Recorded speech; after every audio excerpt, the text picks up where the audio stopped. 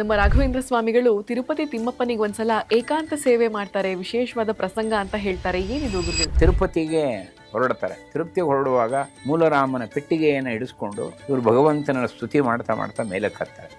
ಅಲ್ಲಿ ಹೋಗಿ ಕಪಿಲ ತೀರ್ಥದಲ್ಲಿ ಸ್ನಾನ ಮಾಡ್ಕೊಂಡು ಹೋಗಿದ್ದಾರೆ. ಆಮೇಲೆ ಬೆಟ್ಟ ಹತ್ತಿದ್ದಾರೆ. ಅಲ್ಲಿ ಸ್ವಾಮಿ ಪುಷ್ಕರಣಿ ತೀರ್ಥದಲ್ಲಿ ಅವರು ಸ್ನಾನ ಮಾಡಿದ್ದಾರೆ. ಮುಳುಗಿ ಸ್ನಾನ ಮಾಡಿ ಅದಕ್ಕೆ ಸಂಕಲ್ಪ ಇದೆ ಮಾಡಿ ಅಲ್ಲಿ ವರಾಹ ದೇವರಿದೆ.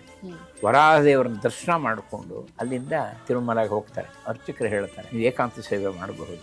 ಭಗವಂತನ ಪ್ರಾರ್ಥನೆ ಮಾಡ್ಕೋತಾರೆ ರಾಯರು, ನಾನು ಏನು ಸೇವೆ ನಿನಗೆ ಮಾಡಲಿಪ್ಪ, ನಾನು ಈ ಜೀವನದಲ್ಲಿ ಯಾವ ರೀತಿ ಸೇವೆ ನಿನಗೆ ಮಾಡಲಿ ಅಂತ.